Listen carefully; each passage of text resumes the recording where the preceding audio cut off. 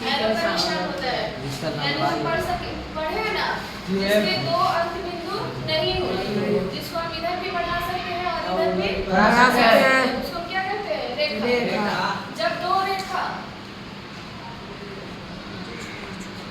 एक पॉइंट पे आके मिलती है, तो दो किरण एक पॉइंट पे आके मिलती है, इससे क्या चीज का निर्माण होता है? एंगल का फॉर्म होता है।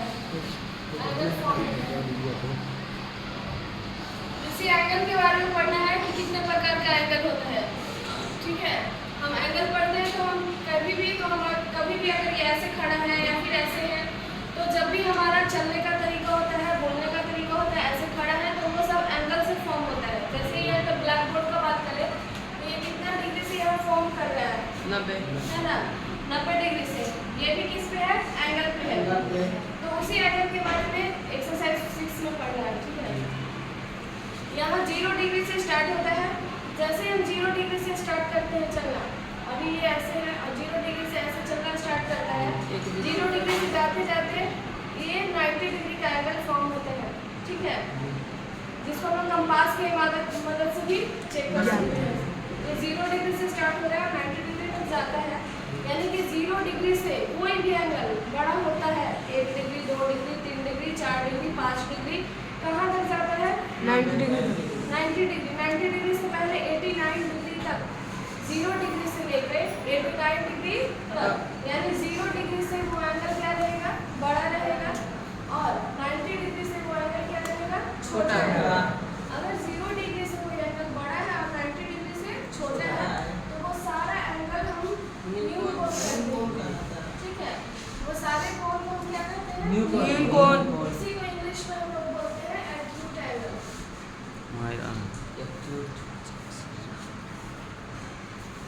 इंग्लिश वर्ड है, न्यू कोण को एक्यूट एंगल, यानी those angle greater than 0 degree, 0 degree से बड़ा, greater than 0 degree but small than 90 degree, 0 degree से बड़ा और 90 डिग्री से छोटा, वो सारे एंगल्स एक्यूट एंगल में आते हैं। ठीक है, जैसे हम यहाँ से यहाँ पहुँचते हैं तो हम 89 से 1 डिग्री आगे बढ़ते हैं तो हम 90 डिग्री पे आ जाते हैं। ठीक है, और जैसे ही हम 90 डिग्री पे आते हैं तो एक 90 डिग्री का जो एंगल फॉर्म होता है वो एकदम से एक स्ट्रेट लाइन फॉर्म होता है।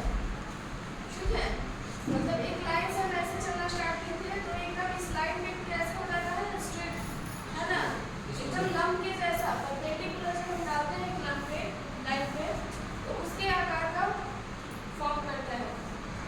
यानी कि यहाँ से हमारा किरण करना स्टार्ट हुआ था ऐसे ऐसे ऐसे ऐसे ऐसे ऐसे, लेकिन जैसे ये सीधे बन जाता है तो ये 90 डिग्री का एंगल फॉर्म करता है, और इसी 90 डिग्री के एंगल को हम लोग जानते हैं समकोण से, है ना, जिसको इंग्लिश में बोलते हैं राइट एंगल। ठीक है, राइट एंगल ये होता है हमारा 90 डिग्री। जैसे ही हम 90 डिग्री से बढ़ना स्टार्ट करते हैं तो 90 डिग्री से बढ़ते हैं, और देखो जब इधर हमारा 90 डिग्री है और इधर हमारा ये स्ट्रेट लाइन है, तो इधर हमारा 90 डिग्री है तो इधर भी हमारा 90 डिग्री बनेगा ना, अगर इधर 90 डिग्री है तो इधर भी 90 डिग्री बनेगा। इसका मतलब ये नीचे इधर भी स्ट्रेट लाइन फॉर्म कर रहा है तो इधर भी 90 डिग्री का एंगल फॉर्म होगा, इधर भी 90 डिग्री का एंगल फॉर्म होगा। इसीलिए कहते हैं कि जब एक सर्कल का निर्माण होता है, ये गोला बनाते हैं हम, तो ये जो सर्कल होता है हमारा 360 डिग्री का होता है, क्योंकि यहाँ 90 degree 90 degree 90 degree 90 degree overall जब हम मिला लेते हैं तो 90 × 4 करते हैं तो 360 डिग्री का एंगल फॉर्म होता है। यानी कंप्लीट एंगल हम कहें कि पूरा जो कंप्लीट एंगल होता है कितने डिग्री का होता है? तो कंप्लीट एंगल 360 डिग्री का होता है, जो एक संपूर्ण बनता है, और इसीलिए ये सर्कल हमारा 360 डिग्री का होता है। जैसे हम 90 डिग्री से आगे बढ़ते हैं, यानी 90 डिग्री से इसमें आ गए 91 डिग्री 92 डिग्री, तो देखो इधर हमारा 90 डिग्री था, इधर भी हमारा 90 डिग्री 90 मिला के कितना डिग्री हो गया? 180 डिग्री हो गया, यानी 90 डिग्री 180 डिग्री 90 डिग्री से बड़ा, those angle was greater than 90 degree but small than 180 degree, वो सारा एंगल क्या होता है? अधिक कोण। ठीक है, जिसको इंग्लिश में बोलते हैं हम लोग ऑब्ट्यूज एंगल।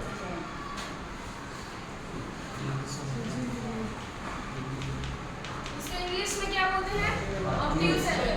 ऑब्ट्यूज एंगल कैसे याद करेंगे? यहाँ से हम चले 0 डिग्री से बड़ा those angle greater than 0 degree but less than 90 degree, वो सारा एंगल न्यूटन कोण कहलाएगा। जैसे हम राइट एंगल पे पहुंचे तो 90 डिग्री का कोण समकोण, और जैसे ही यहाँ से हम पढ़ते हैं those angle greater than 90 degree but small than 180 degree, वो सारा एंगल चाहे वो 125 डिग्री का हो, चाहे वो 145 डिग्री का हो, 120 डिग्री का हो, 110 डिग्री का हो, वो सारा का सारा एंगल अधिक कोण में आएगा। ठीक है। और जैसे ही हम स्ट्रेट लाइन पे पहुंच जाते हैं, एक सीधा लाइन पे, तो इसका बहुत बड़ा इम्पोर्टेंट रोल है इसमें। इस चैप्टर में लाइन्स एंड एंगल्स का बहुत बड़ा रोल है इस चैप्टर में। किसका? ये सीधा लाइन का, सीधी रेखा का। जब ये सीधी रेखा बनता है, ठीक है, तो इसके जो हमारा एंगल बनता है 180 डिग्री का फॉर्म होता है। कितने डिग्री का होता है? 180 डिग्री, क्योंकि इधर से अगर हम बांटे तो इधर 90 डिग्री और इधर 90 डिग्री, इसीलिए ये कंप्लीट एंगल कितने का हो गया एक लाइन से? 180 डिग्री। यानी कि एक सीधी रेखा पे जो एंगल फॉर्म होता है वो 180 डिग्री का एंगल फॉर्म होता है। ठीक है, वो कितने डिग्री का एंगल फॉर्म होता है? 180 डिग्री का होता है। ठीक है, इधर 90 डिग्री और इधर 90 डिग्री, यानी कि एक सीधी रेखा बनता है। और इस रेखा से जो एंगल है इसे हमारा अधिकांशतः क्वेश्चन बन जाएगा। ठीक है, ये अगर हमको समझ में आ जाता है तो इससे हमारा अधिकांशतः क्वेश्चन क्या हो जाता है? बन जाता है। क्योंकि देखो एक सीधा रेखा पे ये हमारा 180 डिग्री बन रहा है ना। अगर हम इधर से देखें तो ये भी हमारा एक सीधी रेखा जा रही है, और इधर से भी अगर हम देखें तो इधर से भी हमारा 180 डिग्री का एंगल बन जाता है।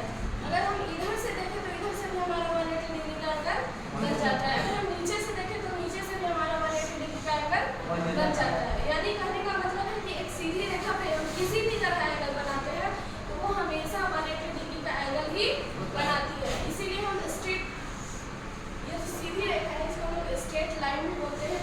ठीक है, स्ट्रेट लाइन एंगल भी बोलते हैं। स्ट्रेट लाइन पे कितने डिग्री का एंगल बना रहा है? तो 180 डिग्री का बना रहा है। इसको इंग्लिश में हिंदी में क्या बोलते हैं? रिजोकोण। और जितना भी 180 डिग्री से बड़ा एंगल बनता है और 360 डिग्री से छोटा एंगल बनता है, यानी 270 degree, 250 degree, 280 degree, 350 degree, 300 degree, वो सारे एंगल को हम लोग को क्या बोलते हैं? प्रतिवर्ती कोण। इसी को इंग्लिश में बोलते हैं रिफ्लेक्स एंगल।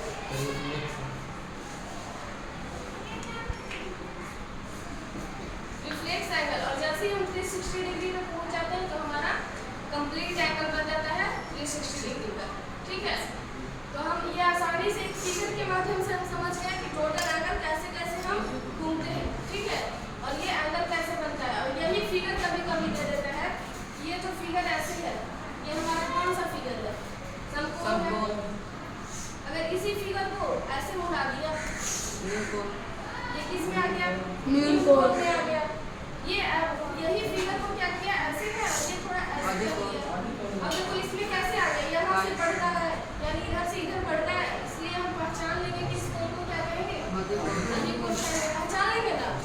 जैसे ही हम इस फिगर को यहाँ से यहाँ बढ़ाएंगे, हम कहेंगे कि स्ट्रेट लाइन पे एक एंगल बन रहा है, वो 180 डिग्री का बन रहा है। ठीक है, जैसे ही हम इस एंगल को इधर की ओर मोड़ देते हैं, ऐसे मोड़ देते हैं, ये एंगल जो हमारा फॉर्म कर रहा है इसमें आ रहा है।